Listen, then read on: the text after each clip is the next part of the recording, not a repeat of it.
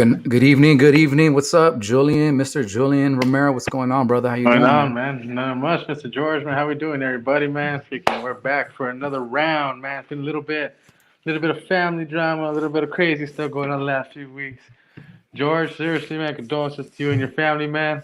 Freaking, man, we're always here, man. Freaking, we love y'all, man. And like I said, I know you guys are probably going through the hardest stages right now. And like I said, man, George Senior, man, like I said, it was a pleasure meeting that man. And I know he's a big part of your boxing, of why you talk boxing, and I know he's the one that introduced you to a lot of things, man. So once Yeah. again, condolences to your family, man. Like I said, we just found into a little bit of drama the last few weeks, but we're back. We're back here. George also had a little one, just to let everybody know, man.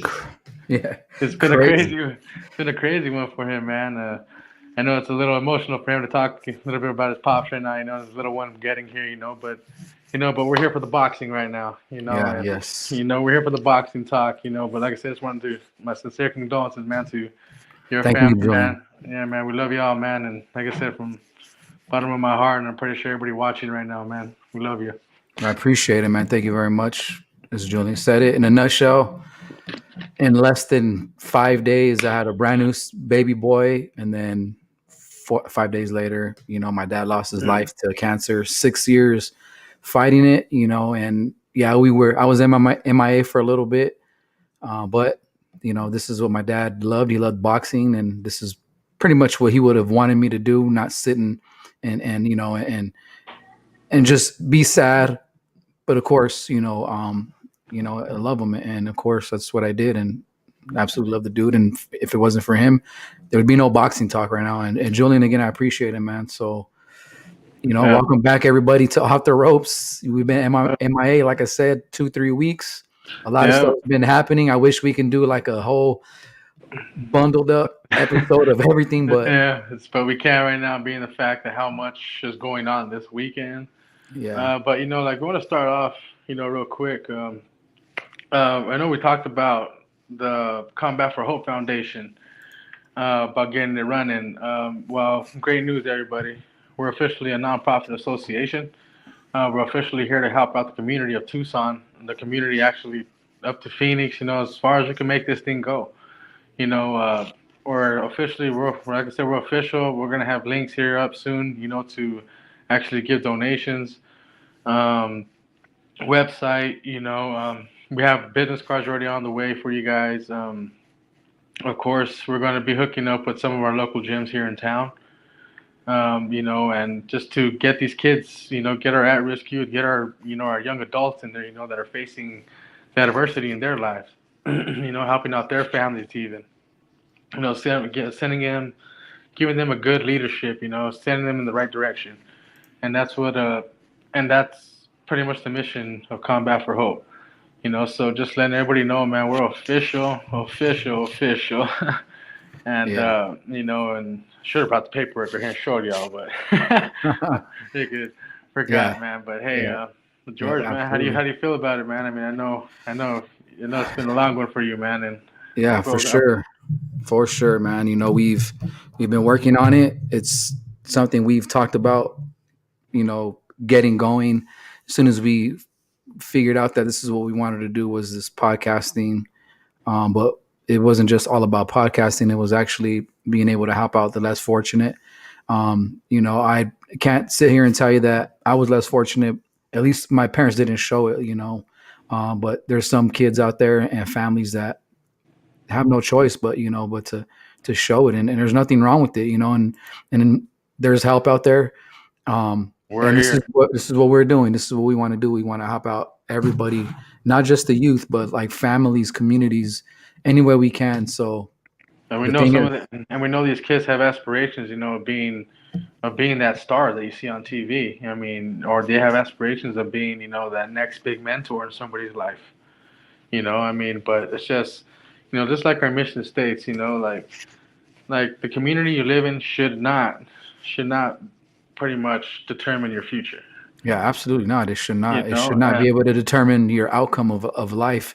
And sometimes some people, like I've talked to people years before doing this Combat for Hope, and their thing is like, oh well, it's just easy as if I could do it, they can do it. They could just get up and leave. But not everybody has the resources, man. It's not that easy. So to sit here Exactly. and try to say, to put the whole blame on the family or the community is not fair, But yeah, there are some people that can do that can get up and go and get a better life for themselves. But this is what we're here to do. We're here to be that not just a crutch, but here to be, the best help that we can, and here we are. And I just want to send a shout out to Nopal. What's up, my brother? Thanks for coming on. Also, Well, Liquid Ringo. Thank you guys oh for man, what's tuning going in. on? Yeah, thanks for tuning in. So Heck yeah, yeah, man, man. Julian. I mean, what else? I mean, What pretty else much, do we have pretty planned, man? no, pretty much, man. Like I said, we've already. We're gonna start talking to a lot of the gyms already. We've already mentioned it to a couple of them already. They're actually willing to actually take intake some of our, some of what we're trying to do. Pretty much, some of our at-risk youth. Like I said, we have people like such as the Reyes gym. We've talked to some people at the Brawler gym. We talked to some people even, at the Southwest Boxing gym. Just to get this thing going. Even we've been working on getting into the MMA gyms too, because like I said, I mean, this just isn't about boxing. I mean, some kids want to do the MMA thing, some people want to learn the MMA thing, but like I said, they don't have like George said, they don't have the resources. We're fortunate enough to have both parents in our lives. You know, of course, like I said, I mean, George has a whole different story. I chose to go another way. Being from such a good family. I had to learn the hard way. Of course, I had the resource, to do what I had to do. But me actually teaching back then, like this youth, seeing that these kids had it worse than I did. That I didn't even have it worse at all. Yeah, Like it's just these some of these kids are just not fortunate enough to, to enter these kind of type of places. I mean, these types of places change your lives. Types of places make you, the person you are. They give you the like good vibe, the friends. You mentors. yep, absolutely. G Funky, what's up, What's, brother? what's up, brother? Thanks for tuning in as well, man. Just real quick, G Funky, we're announcing that we are official with our Combat for Hope, man, and we would love to branch off. I know you guys are out, in Cali. There's everybody else, from Texas to New York, you name it. We would love to try to branch off Expand. somehow. Right now, we're baby steps, man. We're definitely trying to get this off the ground, and we're official. So we actually have the means to be able to go out and get resources to help us out to help out the community. So Yep. Anything helps. Any little thing helps. Like I said, from equipment, even from equipment, anything. Like I said, any dollar, $2, doesn't matter what you give. All that matters is that you're helping out that next kid. That next young person. You're yep, trying to change their life, and that's pretty much what I've instilled in my mind. George has instilled in his mind, and and our families have backed us, on this whole thing because they've seen, what we want to do, just to change the community, as well as, like, because me personally, doing this, I'm going to know every single person that comes to this program. I'm going to know every single person by name, and that's going to be my biggest promise, too. Like, there's not going to be a person in this program that's not going to go unnoticed at all. And, just, George as well, too. I'm pretty sure he's going to be the same way. This is about helping the next person. yes, And absolutely, man. they can't. And like I said, we don't want to see them suffer, considering all the crap going on right now in this world. And they, like I said, I mean, some we're lucky enough in the United States, that we're not in the situation that they are in Ukraine right now. I mean, stuff like that. And but like I said, I mean, we're here to help out pretty much anybody that we can. You know, get them to where they got to go, get them to where they have to be, even if that's school. If it has to be school, because I mean, that's a big thing, for us too with this Combat for Hope. Yeah, for Your sure. education is going to be a big thing. If you're having trouble, of course, we'll help you find the resources as well, to get you the help that you need. Yeah, for sure. Um, hey, new subscriber, what's up, Victor Jr.? Thanks for What's going subscribing, man. on, Vic? Appreciate you, man. Cool, cool. So, with that, guys, stay tuned for more information, more news. Again, we're official with this Combat for Hope. We have big things coming in the future, man. So, moving on to our next slide, I mean, here it is. We have Clarissa Shields, Savannah Marshall, no date yet. I know they're going back and forth on where they want to put it. Clarissa Shields wants to do it at the Wembley or the O2 Arena because she doesn't feel that it should be in Savannah Marshall's backyard.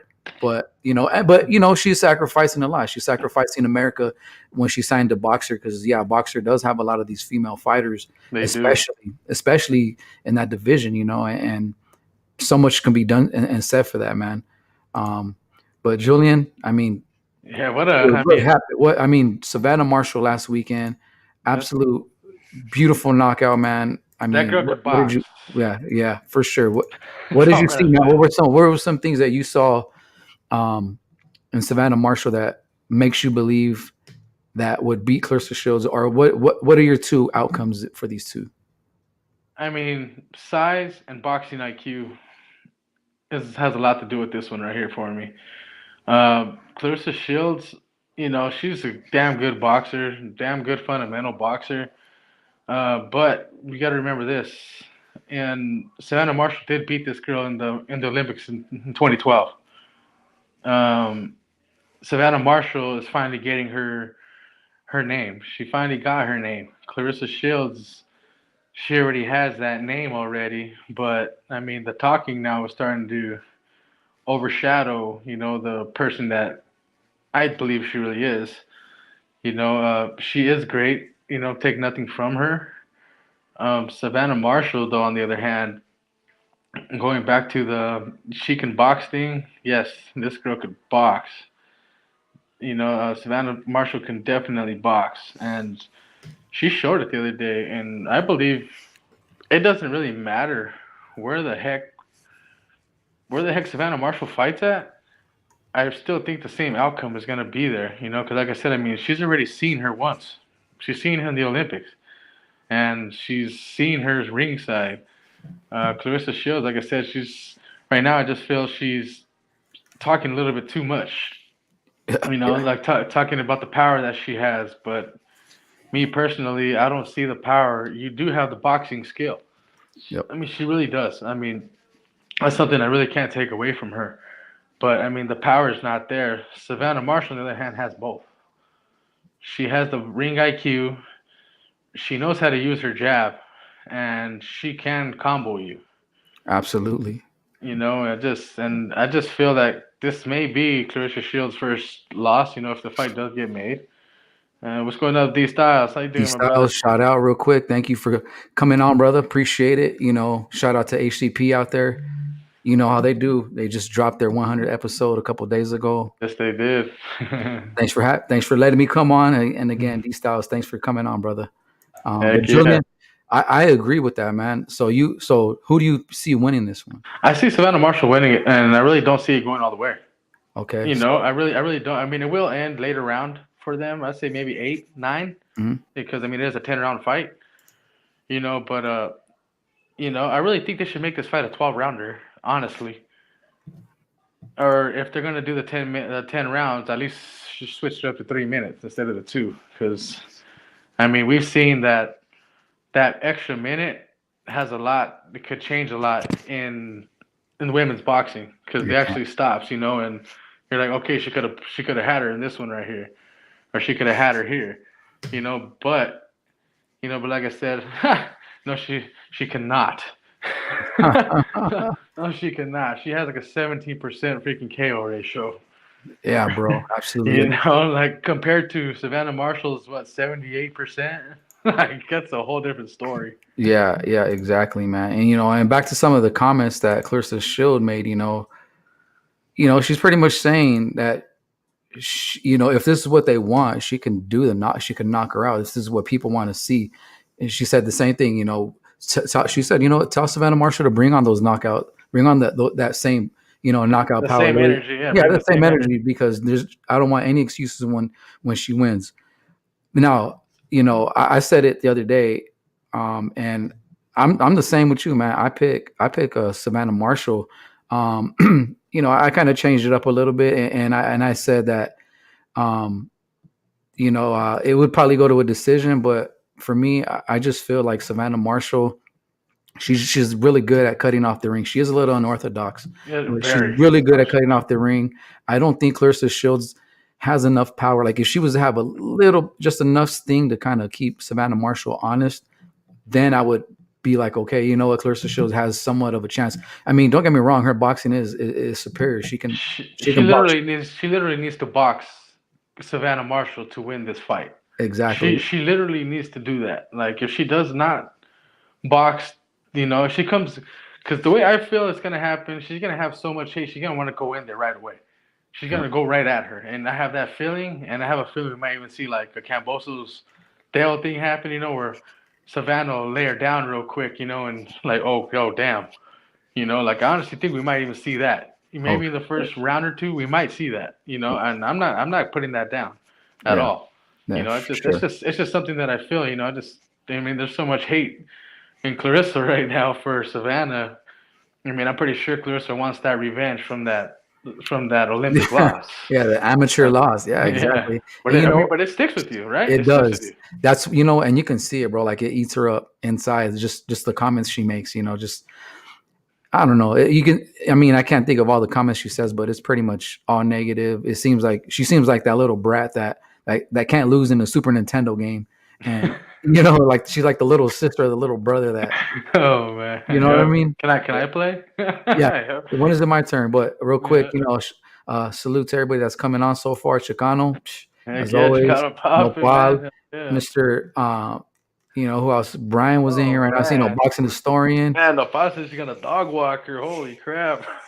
Yeah, right. That's I'll, I'll, exactly what I'll Clarissa put Shields said. I'll put money on that. I'm just saying.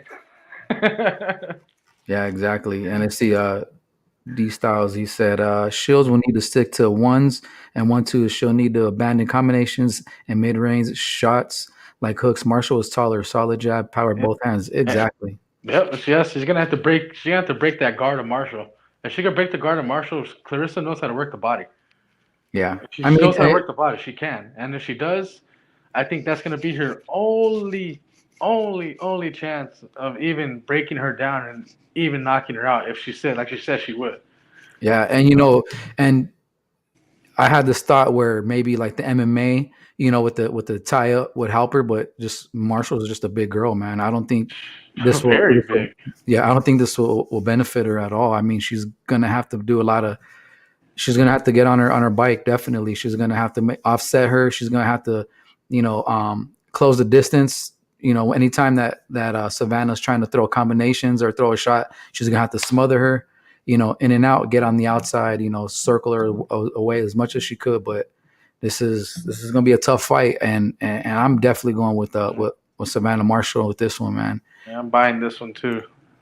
Hey, we I'm we buying will that be one. there, and and then at the middleweight division 160, this is for the unification, man. This is big time right here. All the Yep. they're fighting for all four. They're fighting for all four. So Just like Taylor Serrano. yeah. So what do you think? Speaking of Taylor Serrano, like, Oh what man, do I you think, love man? it. Where do you put these? I mean, to This, begin with, like these are the two top oof. fights for women so far of the year, right? Like no matter which one you put one or two, but like just for 2022, like you have two significant female boxing matches. Where I'm do you gonna tell you this. I'm gonna tell you this right now. These are ranked probably in the top 5 boxing this year.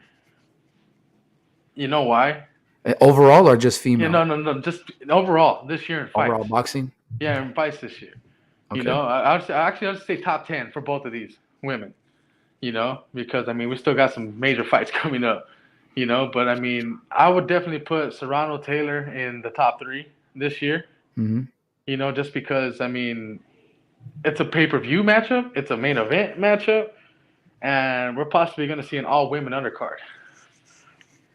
Oh man, I mean for this one for the Yeah, for the Taylor. But actually I lied because actually there's going to be 2 male fights. So yeah we're not going to see a lot of women. But there's going to be a lot of women that night that I really hope a lot of young women that are into this really watch the fight September 30th. yeah for sure. Because that's going to be a huge fight. And like I said, even if this Savannah Marshall Clarissa Shields gets made, I think we're looking at big numbers on both of those, just Oh, because of the caliber of fighters that all 4 of these ladies are. It's just big, man. Like to me, like women sports and boxing, any combats for women in UFC, any MMA, actually any like I say any sport, it gets overshadowed. And of course like a lot of us are like, oh well, it's just women, they can't do this and that. Some of these women bang more than these guys do. And I just feel that these two fights, are just going to be a top 10 this year, and I just feel that it is, just because of the caliber of fight and just who these fighters are. Yeah, exactly, man. So I Exactly. mean, nothing bad to say about either of these ladies. Like I said, they could all box, but like I said, I just call it like it is, like you do, and like everybody else does. I mean, everybody's gonna call it how they want to see it won, and like I said, we're gonna find out come when they do get down. Nopal, look at Nopal. Oh, $20. Okay, hey, put me down for 40. I'm with him. Yeah. So So just want yeah, to touch that. Like I said, we were gone for a little bit. Just wanted to touch that up real quick. But a good weekend of boxing, man. very good weekend. I know the very first fight is the Triple G and Morata, but I just want to go ahead and send this one real quick from Top Rank. You have Mykela Myer and Yeah. Jennifer Han. Hmm. Good fight, good fight, good fight. Mykela Myer has some significant fights lined up for her. She definitely wants that Alicia Baumgartner. Yeah, But she does.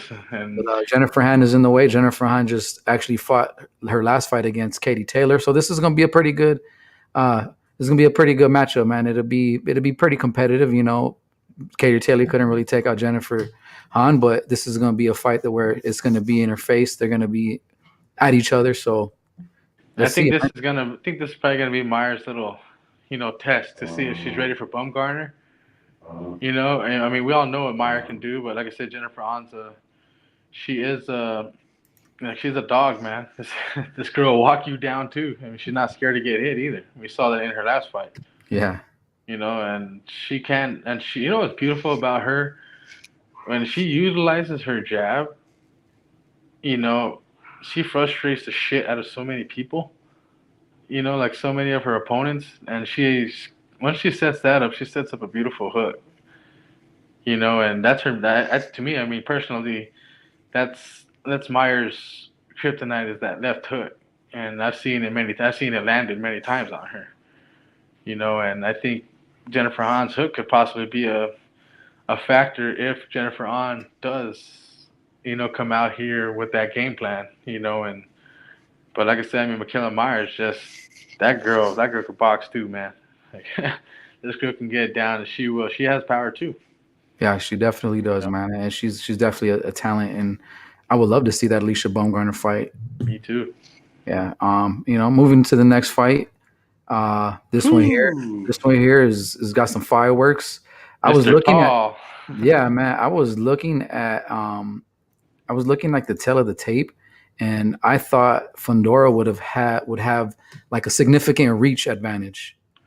The only thing he has is height. Lubin is Yeah, 5'11", Fundora is 6'6".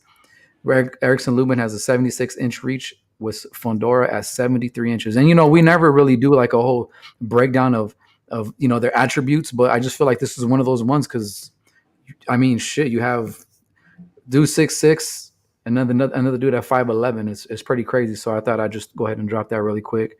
Uh, Julian, where do you see this? Where do you see this going, man? Like, do you think that Fundora makes up for his last fight? Because it was a stinker, man. I felt like he could have done a lot better. He we looked very talked about it. vulnerable. We talked about that Yeah, one. yeah. So what do you think, man, Julian? I mean, me personally, I mean, Fundora's gonna do what he's gonna do, what he always does. He's gonna try to overwhelm you Mhm. with that reach. He's always gonna come at you. He's gonna come forward because, like I said, the reach is always a problem for everybody. Other than his last fight, his opponent figured out if I just break the guard of this damn dude, then hey, I'm gonna get it. I'm gonna go get it. And but the thing about Fundora in this fight, I just think, I really think this fight's gonna be really competitive. It's gonna be a very competitive fight. And the only reason I say that, I really think the early rounds will be Fundora's. But like we said, I mean, the last fight, his conditioning was horrible. Like after the fifth round, I mean, as soon as it got to the fifth round, this kid was already like, that's when he started getting popped. and pop. He started getting the body taken to him. He took a shot to the body, which kind of rattled him. Yeah. You know, Lubin, like I said, but he's very. I guess you could say he has the speed. The hand speed, and he will. Like me personally, I do have Lubin winning this. Okay, I do have him winning it. I don't know if by knockout, but I do see possibly majority decision on this fight. Lubin will come in there and he will make problems for Fundora. I would say, but like I said, I really do think Fundora's going to have the earlier rounds. I'd say probably like 1 through 4, depending on his condition level, or Fundora really literally has to take him out, in order to win this fight. I believe. Like I really do think he literally is going to have to knock him out. Yeah. Because I think if this goes all the way, Lubin has this in the book. He has it in the book, and like I said, just the boxing technique that Lubin has will actually beat Fundora. Yeah, dude, absolutely. I agree. I agree with you, Julian, on that, man. I think what's gonna have to happen is Lubin. I mean, I'm sorry, not Lubin. Fundora is gonna have to come in here a different game plan. I feel like Very. I always feel like the whole theory of showing up to like the level of your opponent is kind of what happened with Fundora in his last fight. Like he probably showed up not thinking, it was going to make a difference. He thought, he was going to be able to get the guy out of there, but the dude was a tough Argentinian. That dude. Like again with the Argentinians, man, like tough dudes, tough dudes. Sorry, real quick. Shout out to the Cuban boxing, baby. You guys are back. Hey, Shout absolute. out. Sorry, bro. I had to freaking put that out there. No, you're absolutely right, brother. Shout out to the Cuban boxing, baby. They're back, man. And shout out to freaking the name Tony Cruz, man. About to sign with Top Rank, baby. Freaking. Bro. So that's like I said, man. Cubans are back, everyone. Absolutely, bro. It's not just your Denisugas, not these guys no more. Yeah, and you know what? We could sidebar off this real quick. Yeah. Dude, you know what? Like, I came on with Al Chile. We kind of broke it down a little bit, and what I took from it, which is dope, is we're only seeing the Cubans that made it across the pond. Like, we didn't see every single Cuban that was. So, I mean, I'm not saying the guys that made it weren't real talent, but there's still some guys that are that are just as talented, just like in high school. You have those kids that weren't eligible that were better than the starters. I feel like we're going to see a lot of that with the Cuban fighters. Is these guys that didn't make it across the pond were actually a lot better than some of these guys like a Rigondeaux, like a Ugas, like a Gamboa. But dude, remember Andy Cruz. Just remember that name. Nobody's gonna forget that name. Watch, nobody. He's that good. I'm really happy for that country. Yeah, bro, that's really awesome, man. And I think one thing we did bring up as well too, in that show the other day was how long will it take, to actually see Cuba really take off? What is it going to be? Is it going to be a year? Will it be a couple of years? It's going to be a whole new system, or will it just, taper right into it right away? I thought a year. I thought a year, maybe. Some people say a couple. What do you think, Julian? You think this is going to take off immediately, or do you think it's going to take a little bit of time? It's going to roll, bro. They already have the talent already in there. They already have the guys that went into the Olympics already, that are ready, that weren't allowed to come into the country to actually be a professional fighter. Like I said, Andy Cruz is about to sign a freaking Top Rank, man. He's already in the contract talks. I mean, that's the biggest one right now. And right after him, oh my God, what the heck is that? His last name's Garcia, but that boy too, man. That kid could ball, man. Is that the one they keep trying to compare him to Keyshawn Davis? They're trying I think. Oh, that's the Andy kid. That's Andy, but I think Andy could take Keyshawn. Honestly, it's just the fundamental that kid has. Like I said, I mean, Cuban boxing. I mean, that's on Nopalo. He just said they're about to dog walk the freaking boxing you. I mean, I don't know about that, but I'm pretty sure a few of them are about to run a division or two. Absolutely, man. We got a special guest coming in really quick. Go. D-Styles. What's up, brother? Good evening. What's up, man? How you doing? What's going on? Speak of the devil, and he shall appear. How's it going, guys? What's going on, brother? I'm looking at a mirror. I said your name 3 times, bro. What's up? Here you are. Candyman of boxing. Here we go. Something like that. Hey, man, I am looking forward to this fight. You know what I mean? Yeah. I'm looking forward to Fundora, Lubin. I don't know if I'm too behind, but I believe that's what you guys were talking about, right? Yeah. No. Yeah. That's fine. So we're right on. And I didn't get an opportunity to do a breakdown or anything. I talked about it. I given my prediction, but I thought this is a good opportunity. So this is giving me a lot of like Paul Williams, Quintana, like the first time vibes, right? Oh, okay. And I actually picked Quintana to win that fight. I picked him in the second fight as well. That didn't go so well, but still. but I picked Sergio Martinez to beat him, right? And it was always for the same reasons. And it's not that I wasn't impressed with Williams' size, and sounds familiar, size, the length, even though Fundora is actually longer and taller. But the one thing Williams did have is I remember I saw the Margarito fight, and I thought, you know what? He in the first 6 rounds he boxed very well, but then something always happened with Williams. Mm-hmm. Once somebody pressured him a little bit and clocked him, his kryptonite was that he loved to fight, like he liked to get down. You know what I mean? Yeah, and this is the problem with Fundora. Like I think Fundora's problem is not that he knows how to fight on the inside, because he does. His problem is his unwillingness to stay on the outside. Can he box from the outside? Yeah, I've seen him do some stuff on the outside. But the problem is not his ability to, it's his willingness to, and to stay focused and keep that distance against the opponent. That's where he has the advantage. Yeah. And he just doesn't use it to his advantage fully. It spots here and there, but that's the problem he's going to have. And all Lubin needs to do is get on the inside and clock him. Once he does that, any plan to stay on the outside, and I feel this is true, he's going to start slugging it out with Fulton. That's what Fulton wants. Because once he does that, once he wants to make it an inside fight, all of a sudden those dimensions become a disadvantage, right? Yeah, exactly. Yeah, boxing's about in any sport actually. It's about there's always weaknesses and strengths, no matter what, right? Yes. To the tall guy, you are now in a disadvantage when you're on the inside. Watch Canelo right 168. He's finding a lot of tall guys. What does he do? He keeps it mid-range and inside. He doesn't step outside that much, right? No. He comes in, he gets on the chest, and these guys, they literally don't know what to do, right?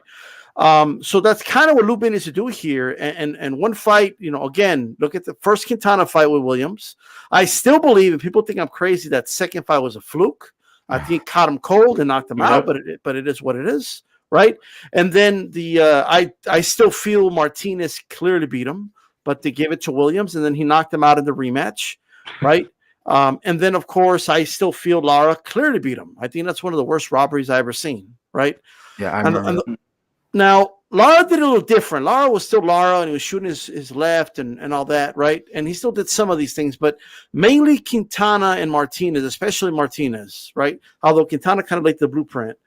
Is he would duck low, right? He would duck low, and he forced Williams, right, to kind of shoot at an awkward angle. You know what I mean? And made Williams bend his knees, giving up his height, and that's when Quintana will come up and hit him with a counter or a 1-2, right? The same with Sergio Martinez. That's basically what he was doing, right? He would pivot, turn side to side, duck low, wait for Williams to duck low because he wants to kind of land punches. And then once he gives up his height, he come up, boom, counter him. And he would pivot out of the way, right? Easier said than done because Williams had a lot of volume, and so does Fundora. But I think that's what Lubin's going to do. He's going to be ducking low. Okay. He's going to wait for Fundora to bend those knees, because once Lubin, who I believe has the speed advantage, comes up, that split of a second, and now we're the same height, right? Now we're the same height, and you're in a weird, awkward position. I'm in my boxing stance, right? Just because you were trying to duck low and kind of shoot punches down or whatever, right? So all I could say is I think that's what Lubin's going to be doing. I think he's going to be countering him, and I think he's going to be at a very extremely he's going to be find himself in very extremely awkward angles, ducking maybe too low to the knees. And the problem with that frame, I know he's tall, he looks intimidating. I mean, I guess, but he's not built like a Joshua. If he was, he'd be a heavyweight. He's not built like a even Smith, right? Because then he would be a light heavyweight. He's built. I mean, he's fighting at 154. This has an awkward body frame. He looks fragile to me. Yeah, exactly. And I don't see him with that good center of gravity. I just don't. Yeah, and it could be. Yeah, I'm sorry. Go ahead. Sorry. Well, I was going to say, he doesn't have that center of gravity because his frame doesn't really allow it that good. And that's, I remember people would say, and I don't know if you guys remember the Paul Williams craze when they were saying, oh, Williams, he's going to win titles from 147 all the way to 68. They were saying they should put him in the Super 6, and I said, nah, that dude don't got the frame. He's tall, and he's taller than everybody in the Super 6, right, at the time. Yep. And then got put to sleep standing up. Yeah, he's going to get put to sleep. When he was going to fight Pavlik, I said he was going to go to sleep. Because he doesn't have the frame, the skeleton, el esqueleto. Like, it's not made, for those higher weight classes, which is why he's fighting in this weight class, right? He has very thin bones, right? Yeah. And if he keeps stuck in having to duck low, because look how tall he is. If Lubin gets extremely low, he can't reach the guy right there. He can't shoot it straight like that. He can't really leverage an uppercut that well. He could probably land it at a certain angle, but it's going to be very difficult for him.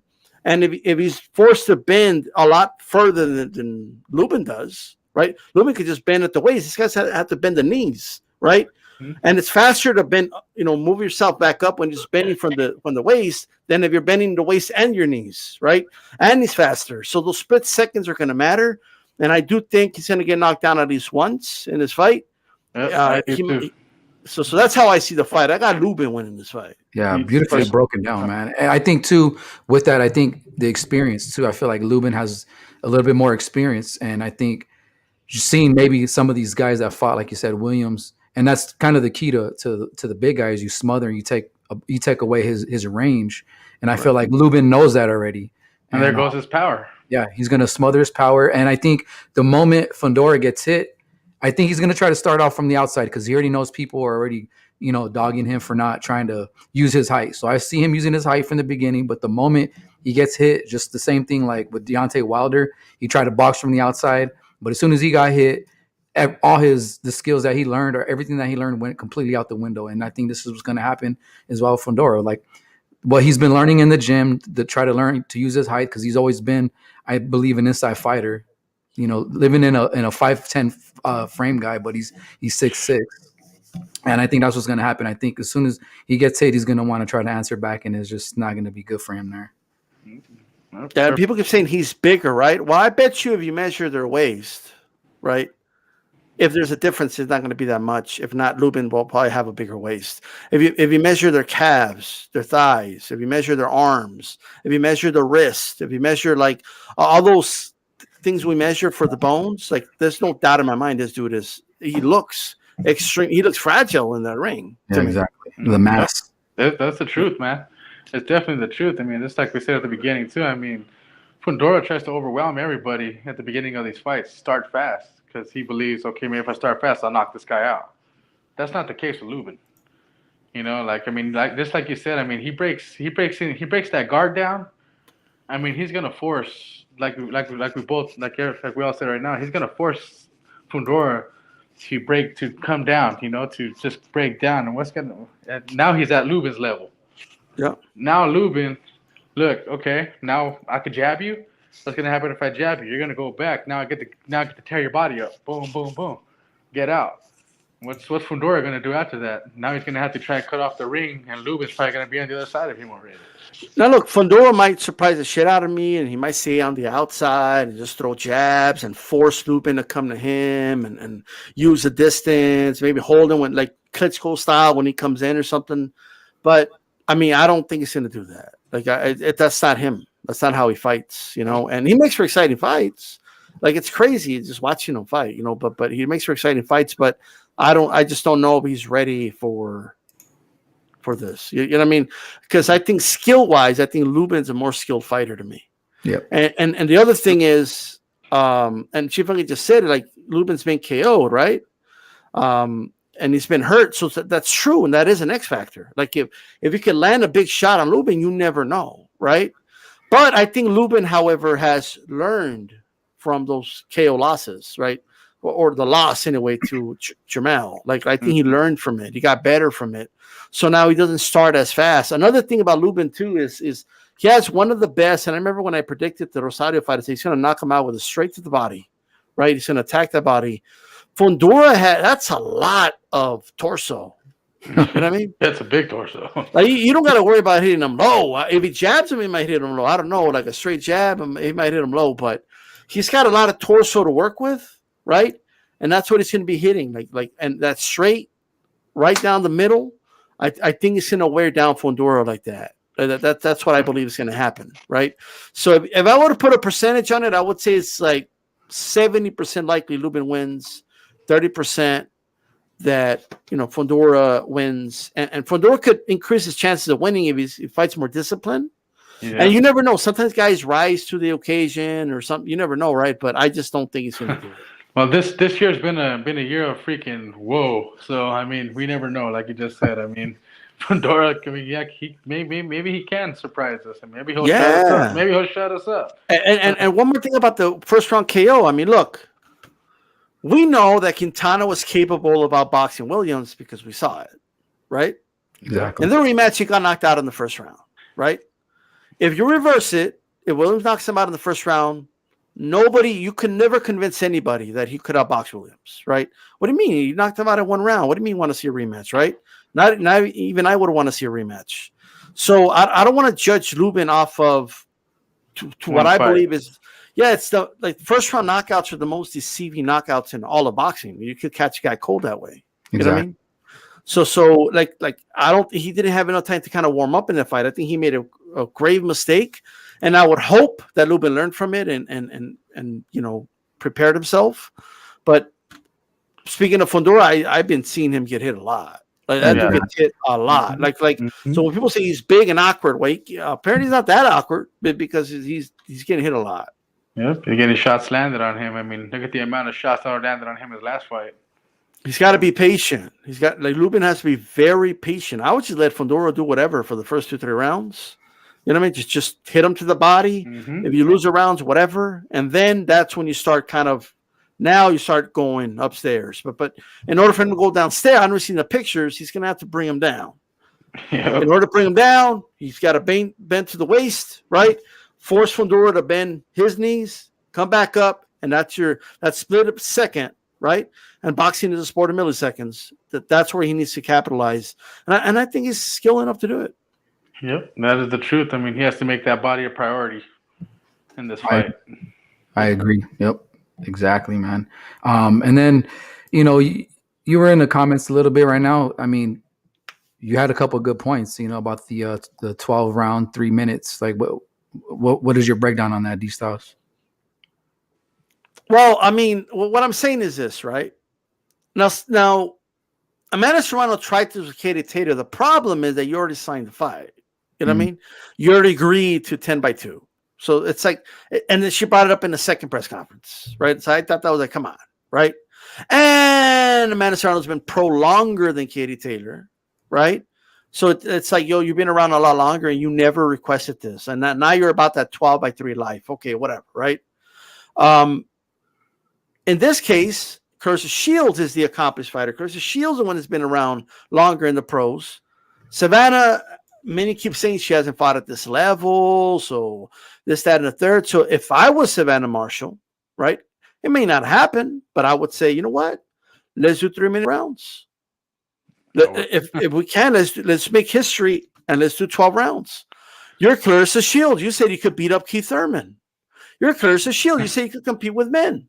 You're Clarissa Shields. You say you're the greatest of all time. You're Clarissa Shields. You say I haven't fought nobody. You say I'm a fake. So you should have a problem. You should have a problem doing 12-3, or even a 12-10. You should have a problem. I think that. Or did I say 12-10? 3-10. Yeah, right. But that's what I would do just tactically, because that couldn't get in Clarissa Shields' head, and I honestly feel this way.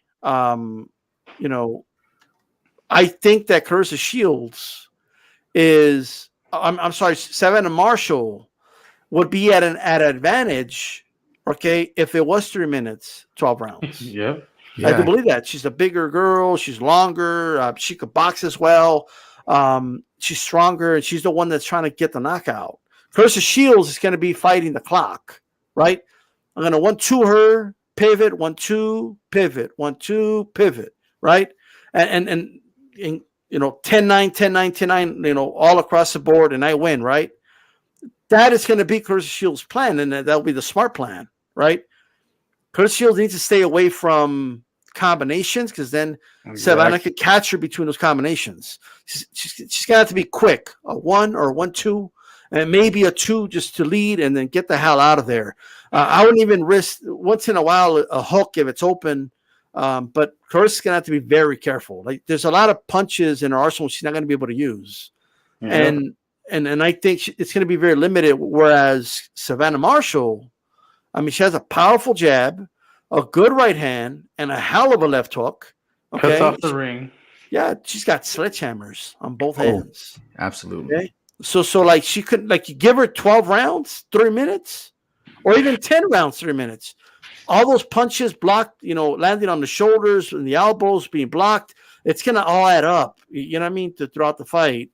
So that's why I think it would favor her. But even in the 10-by-2, I'm still favoring her. I'm still favoring Savanah Marshall exactly to win. Yeah, and I would think, like, if that was to happen with the 3 minutes, and like you said, Clarissa Shields is going to be watching that clock. Is not only physically but mentally, it's going to exhaust her because she's thinking like, okay, I got 3 minutes. Oh, okay, 2 minutes. Oh my God, 1 more minute. She's so used to doing the 3 minutes that if she's boxing from the outside, that's what she's going to rely on it. So it's going to keep her. It's going to keep her mentally and physically exhausted while Savanah Marshall's just going to be doing work. It's going to give her enough time to do what she's got to do. And like you said, those elbow punches, the shoulder punches, a couple punches to the hip. Hey, you get a warning. It's all right. She's going to wear her down eventually.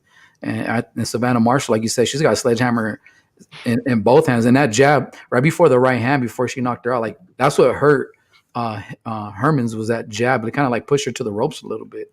Now, I'm going to say something controversial. So I don't think it shouldn't be controversial, but it's the truth, right? Clarissa Shields is very accomplished in boxing.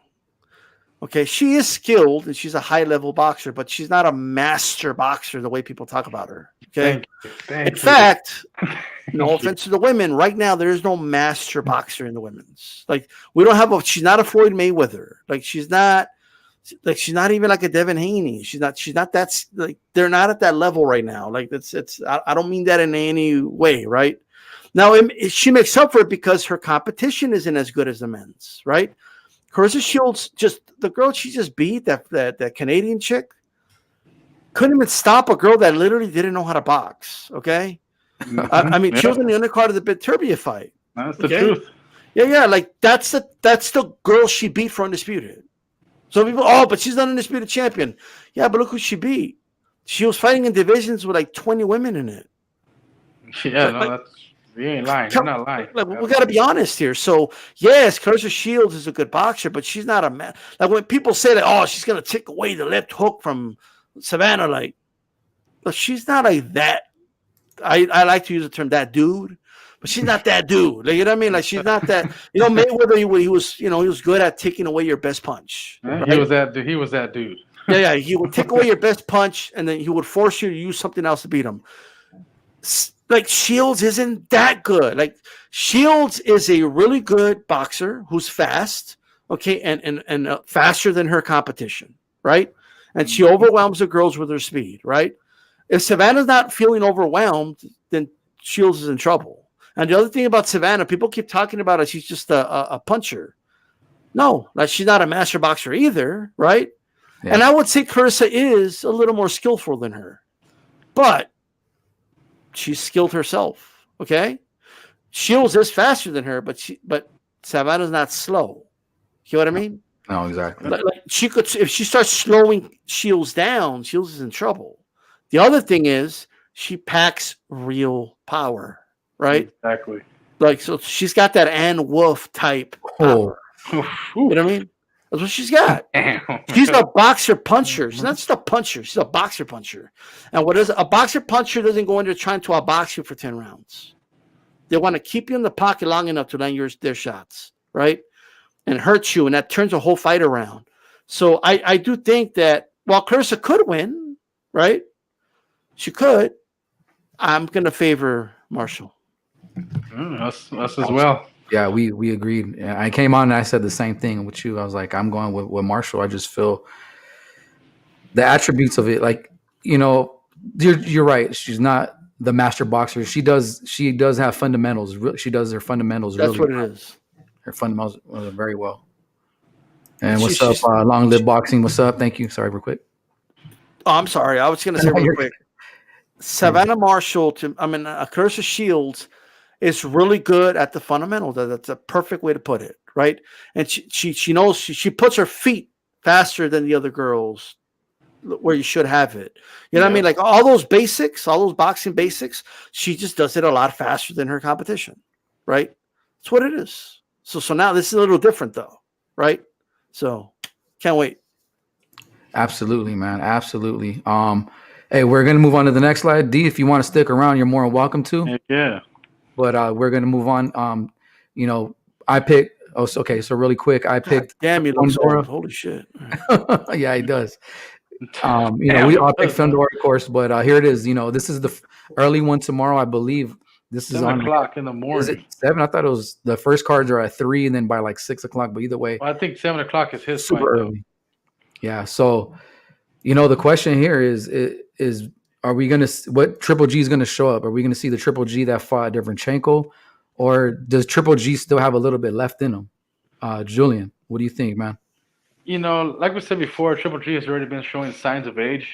I mean, we saw it in the last fight, with Canelo, and I mean, he's already been laid. It's been almost 3 years layoff, 2 years, almost 2.5 years that he hasn't fought.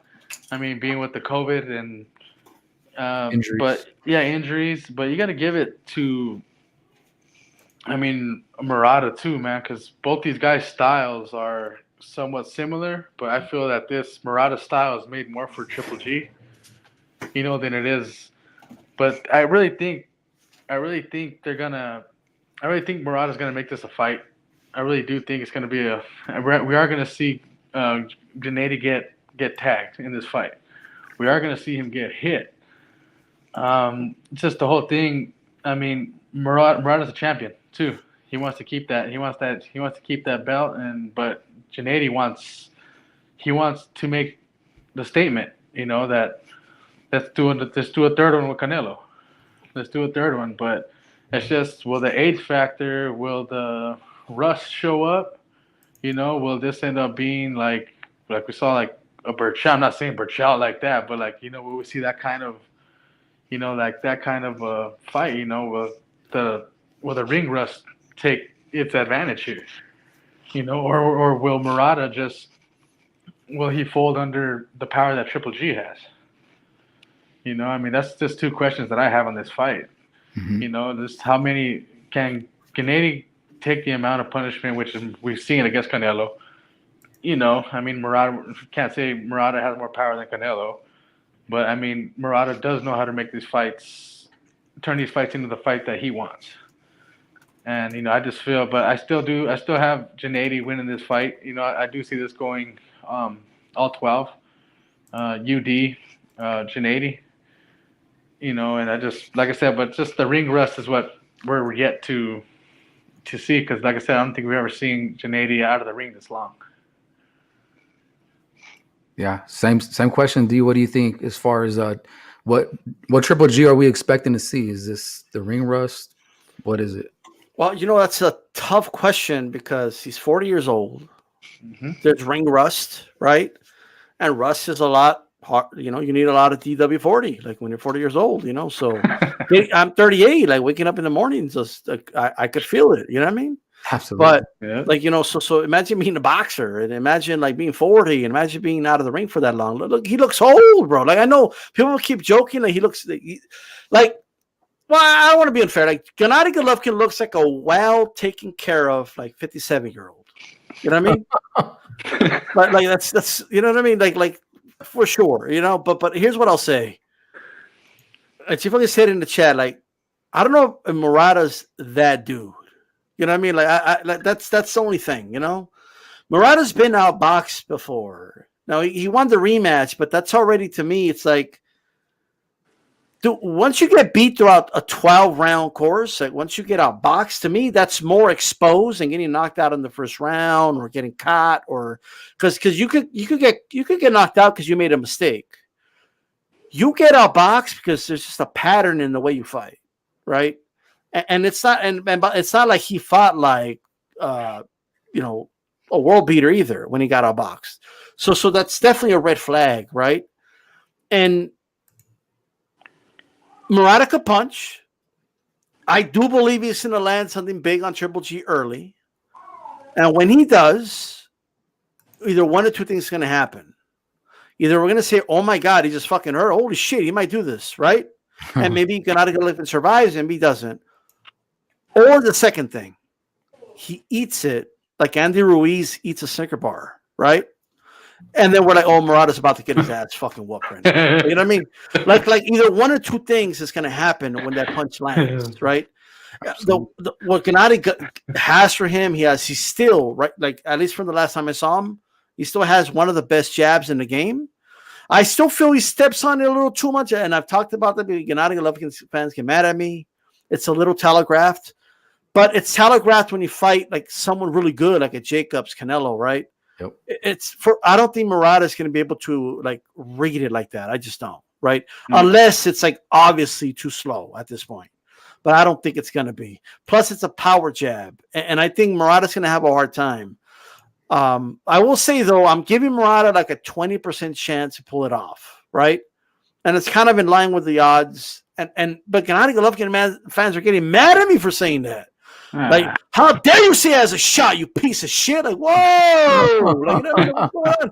Like, I'm just saying there's a 20% chance to win. Like, what the hell? Like, I hope you die. Like, holy fuck! Like, let me tell you something.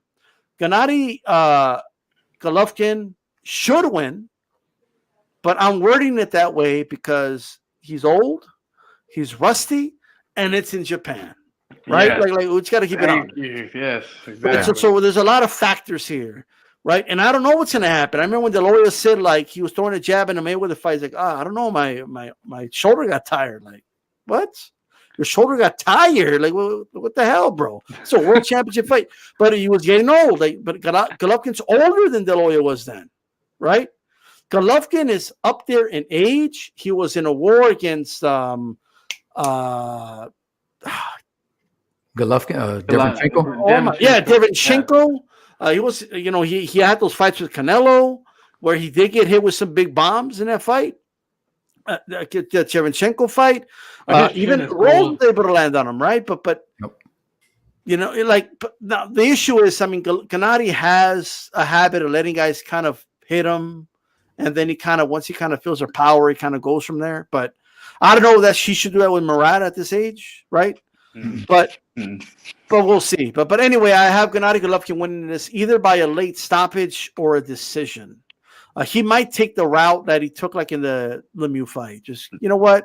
I don't want to get in a war. I don't want to get hit with some big punches here. Let me just outbox this guy, and I'll get ready for the next fight. It's a big fight. He doesn't want to be in a war right now. Yeah, that's funny. I was going to say the same thing right now, the David Lemieux thing. You took the words out of my mouth. God, yeah, he looks like Morph. He looks like Morph from X-Men. Look at him. It's horrible. Hey, bro! At the weigh-in, man. I mean, I was like, holy shit, man! Like this dude he did not look like this about 2 years ago, And yeah, but hey, I mean, like I said, the ring rust, man, is a big thing. I mean, and like you said too, it's in Japan. Yeah, that time zone can play a little factor, especially at that age where he's at, and. I would say, like people, we already know, like Triple G's prime was a little bit late. We got a little late start to Triple G's career, like where we saw him. We came in against Stevens, Rosado, Lemieux, and then Canelo shows up and he has wars with him, and then Derevyanchenko, and then he wins his next fight. But there's going to be a lot of factors. If he was maybe in his early 30s, I'm confident Triple G's going to win, of course. But I think Murata, like a lot of people are saying, he's pretty strong. But is he boxing? Is he like there's strength and there's boxing strength? I think he'll hold up for a little while. I think yes, the jab for Triple G will be a big factor. And I think now that you mentioned like the Lemieux thing, I think he's going to do that. I think he's going to play a little bit safe. And Triple G is pretty skilled as far as boxing. Like we watched the Jacobs, and you can see that there was some boxing there that he did really well. I do like his fundamentals. But it's going to be interesting to see how these first couple of rounds go for Triple G. I think that's going to be, the telling sign of where this fight's going to go. But if it goes Triple G's route and everything pans out the way it should, I would say maybe a late stoppage as well. I could see a late stoppage. But Murata, he's skilled as well. You can't take nothing away from him. He's an Olympian, so he could I definitely don't be in doubt that. I don't doubt that at all. I mean, we could see a knockout. I mean, I'm not even putting that out of the picture. But Definitely. like I said, the age. I mean, we're gonna find out tomorrow morning. there. I mean, Yeah, in look, a few hours. I want Gennady to go out there and look spectacular. Me You too. know what I mean? Like just destroy him in 4 rounds. He looks flawless, or what? He looks like the old, like not this old. I mean, like old, like in like Metallica old, like the old Metallica. Like badass. You know what I mean? Yeah. So like I need it. Like maybe that's why he's got something going on. I'm looking old. I'm gonna bring back the old. Like people kept telling him we want the old Gennady Golovkin. Like he showed up like that, but maybe he's gonna bring the old, and I think that's what I want because look, we're gonna get the damn Canelo fight, right? We are. Yep. I don't want to see that third fight. That's me. But if we're gonna get it, then I think he should look great, right? Yeah, no, I said the same thing. I don't want to see a third fight because I already know what Canelo's gonna do to this dude. Now, if Gennady Golovkin loses, though, that's perfect. And let me tell you why. Okay, let me say this before I go. I know what you're gonna say. Go do it. It'll be perfect because then we don't got to worry about the Gennady Golovkin fight. Hopefully, Murata can unify with like a Charlo or an Andrade or something like that. Although Andrade has his own fight, which I think he'll win, but we'll see, right? Those guys got to start doing some moves. But anyway, Beterbiev Smith winner, right? We can get that fight in September. Thank you. You know what I mean? And undisputed 175. I think it's a better fight. But Beterbiev, okay, now that's the Eastern European. I want to see Canelo fight, right? If he's going to fight 2 Eastern Europeans, then the other one should be Beterbiev. Mm-hmm. But hey, guys, I thank you for having me on. These styles. No, thank you, man, for actually coming on. And it's like I said, I know you call yourself a regular person, but I mean, I've been following you for a couple years, and look at you right here on with this on Off the Ropes, man. And thank you very much. And I'll hit you up sooner if you want to. I'll shoot you some episodes that we want to do, and we also want to try to get you involved with our nonprofit, man. Maybe we can work something in there with where you're at, and sure, create a umbrella somehow. Heck yeah, man. No, it's always a pleasure, man. Like I said, I'm always listening to you, man, and it's just a pleasure having you on our show, man. Hey, well, it was a pleasure being on, guys. Thank you so much. Shout out to Long Live Boxing, by the way. Those guys are doing some great stuff. Shout out to G Funk and Chicano and Nopa and all those guys, man. I'm out, guys. Peace out. Hey. What a treat. Yeah. Hey, that was cool, man. That was a good treat right there, man. Having these styles on, man. It's always fun. He knows his boxing, everyone, so I can tell you. Julian, how long have I been saying when we got in too long. We wanted these styles on here. And he came on. Now on his own. Thank God. Love that guy. So I appreciate it though, man. You picking Triple G, right? Of course. I picked sir. G. D Styles picked Triple G. Now on to, I think this is the fight I think everybody's kind of been looking forward to because they really want to see where Ryan Garcia stands. With Goosen. Will Goosen make the difference? Will he, show a new and improved King Rai, or will we still see the same mistakes? Julian, break it down for me. To me personally, I mean, I really think Emmanuel Tagbo was chosen because his record was shiny enough to look impressive. I guess you could say. I mean, I don't want to be an asshole, but that's just the way I see it. I mean, this is pretty much tailor-made for Ryan Garcia for a comeback. I mean, yes, we wanted to see a bigger fight. Of course, he had all the crap talk, all that stuff going on. Of course, the mental health issues. He's been out since the Luke Campbell fight with mental health and health issues, and, I think if he's going to make a statement in this one, I really think he's just going to have to lay down Tagbo right away. Just lay him down right away, but I mean, this one right here, I just want to see what difference Goosen has taught him from where Reynoso had him.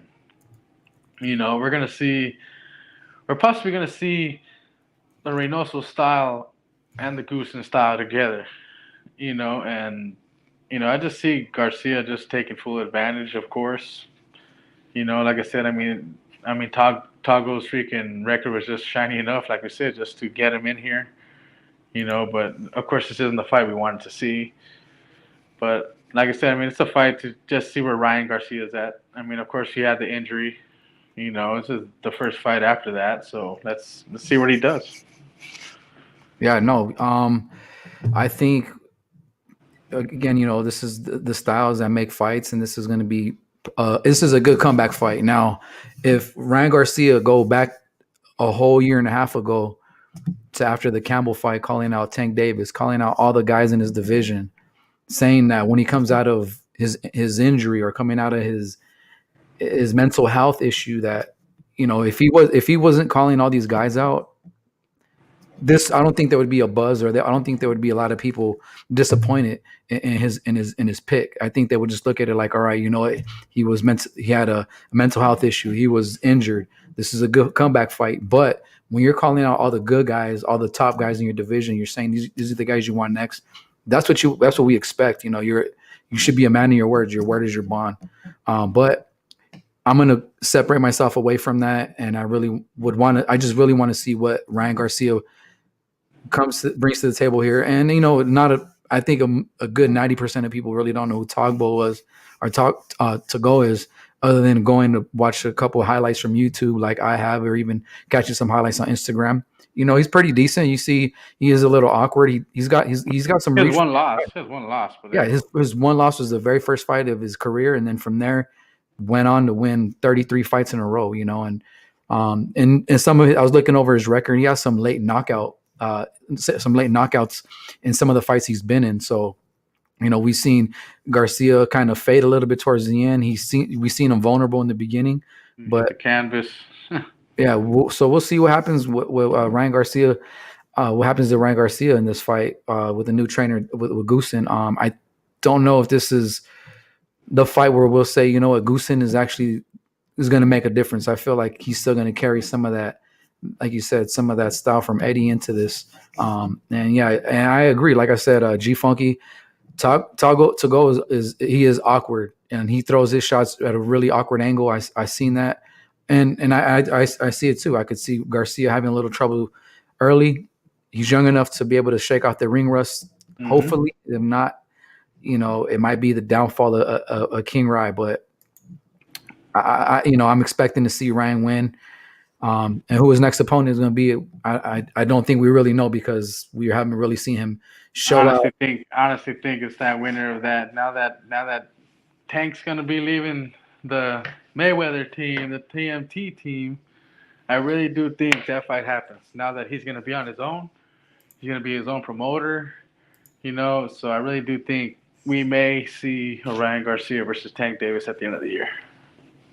That's just a prediction I have, but I do feel that fight happens. That's going to break pay-per-view. Yeah, it's right. How long have they been talking about this fight happening? Yeah, that's going to break pay-per-view without Mayweather and Ellerby being involved.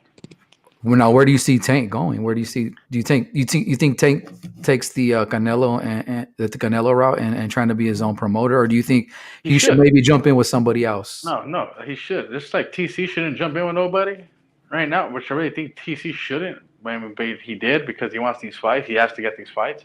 Mm-hmm. I just feel that he needed to be on his own. I just feel that Mayweather and Ellerby are the ones holding Tank back. He even said he won't even comment on these dudes. He's commenting on these guys that talking shit pretty much behind their back. Yep. You've seen the comments he's made. He even says no comment on a lot of things they talk about Mayweather, because you know what he feels. We know what he feels, possibly. Because we're seeing it. We're seeing his fights. And, he knows he's being robbed of fights too. And I really think that's what really held it back, was the fact that everybody's calling him scared, to fight Ryan Garcia, this and that. That's not the case. Look who we have in this corner. Coming from one of the guys, yes, one of the greatest ever to put on the gloves, but also ducked the very best at their youngest peak. And no, do not say Canelo was at his freaking prime when that happened. Please. Do not. I'll put you down like that real quick. But like I said, it's just a different, I think that kid's just a different breed, man. I mean, yes, I've had my times when I'm like, oh, this guy's gonna lose. He's been outboxed. But he's always found a way. He's always found a way to win. And but like I said, Garcia, yes, yes. I guess you could say the resumes, kind of a little bit, up there for Garcia than Tank here now. Just barely, not by much. Not by much, but I think a fight of this caliber, and I just think however the fight goes. I mean, if we get an all-out war, then congratulations to the boxing world. Congratulations to the combat community. I mean, we just got a war. I Absolutely. mean, with two fighters that we want to see, but that's what we want to see. But how's it going to go if, say, Tank knocks out Garcia or vice versa? Yeah, How is everybody going to see it now? that'd You be know, absolutely nuts, man. but Absolutely yeah, nuts. Yeah. And then I know on the undercard, the co-main event on this one is Rosado and Shea Mosley Jr. I mean, I ain't got yeah, much to say, but I mean, Rosado's never in a bad fight, and Shane no, Mosley, he may not be the favorite, he may not be the Mosley everybody wants to see, but he's pretty talented, he's pretty tough. I think it'd be a good fight. I think that's a pretty good co-main event yeah, it for is. this type of main event that they got going on with Ryan Garcia and Emmanuel to go. Um, Yeah, G Funk. dude. Mosley Yeah, Jr. You yeah, said, compared to his dad, yeah, he's trash. But I yeah. mean, look at the fight he's going to be in with Rosalo. I mean, it's going to be entertaining. I think it'll be entertaining. So, I, and for the caliber of I, main event I this is, honestly don't. I honestly don't. But you don't I think it's mean, going to be entertaining? uh, probably be entertained for the first 4 rounds. But I really think, I mean, Rosalo's already. He's already that age where I think he'll punish little Mosley. Like he's. I just think it's made for him to win this fight. Being the fact that he lost his last one. Hey, You know. isn't that what the casual wants to see is a knockout, right? Yeah, I mean, we want to see There it. you I go. mean, I always want to see a knockout. Who the hell doesn't? I didn't call you a casual. I'm just saying, I'm people that not want saying I was to. gonna cross the screen. Yeah. So how? Okay. So now, what is your prediction? What do you see Garcia decision, a knockout? Nah, Ryan Garcia ends this fight before 8. Okay. That's all I could say. I'd probably give it between 5 and 8. If he ends it, I mean, if he ends it sooner, I wouldn't be surprised either. But I just think he's gonna be too much for Tagbo.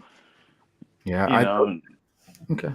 Honestly, I can't really pinpoint on what I wanted my decision on what I think the prediction would be, but Garcia's really good at catching people cold, and yeah, to go is awkward like G Funky just mentioned.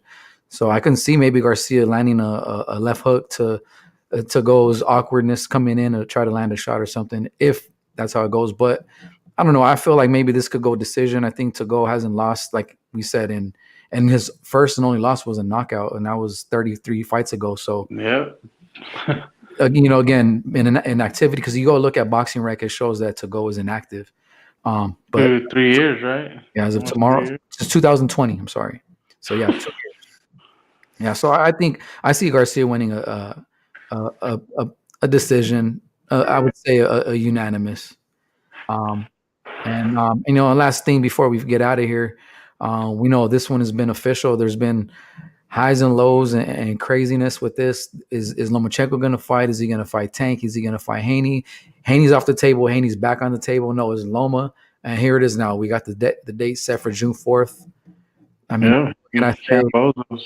What can I say, Julian? Are you excited about this? Are you happy with the decision, or is this the person you wanted to see in with Cambosos? Well, I honestly wanted to see Loma get his bounce back, but considering the circumstances, disrespect what he's doing anyway. Mhm. It's better far. God goes far more than what boxing is. But we got the second best one that we actually expected to happen before that. Cambozo's Haney. All this crap. Haney was talking. He wasn't putting the paper to the pen. I mean the pen to the paper, the other way around. He wasn't putting that there. And it's been a lot of talk. Like Cambozo's this and that, adding this and that. I don't believe it. It's just he was trying to make enough time to see if he could change the whole thing. To maybe even get the fight here or somewhere else, the UK even. He didn't want it in Australia, but he does not call the shots. He's a mailed-in champ right now. You know, Yeah. I call that the mailed-in championship. You know, this dude does not have power. Cambosos, like I said, on the other hand, he's the one that's actually impressed us. You know, the last fight, you know, with what he did with Dale. Mhm. Yes, he hasn't fought since then. There's been a lot of layoff, you know, with both guys. I mean, been a lot of talk. Haney is, of course, we know Haney. He's the boxer. He can box too. I mean, it's just like a Clarissa Shields, I guess you could say. We can go to this one now. He's like Clarissa Shields of guys. You know, like I feel his boxing style's there, his mechanics are there, his ring IQ's there. But like I said, I mean, just the power is not. And somebody with more of a power stance like Cambozo's. But will the speed factor into Haney winning this fight too? You know, because we do know Haney has speed, but we also did see a slowly not as freaking make this dude do the stanky leg and walk back to his corner. You know, so will Cambozo's, will he come in with the same game plan that he had Dale? You know, or because with this dude, I think he's really gonna have to cut off the ring because we all know Haney likes to box on the outside. Yeah.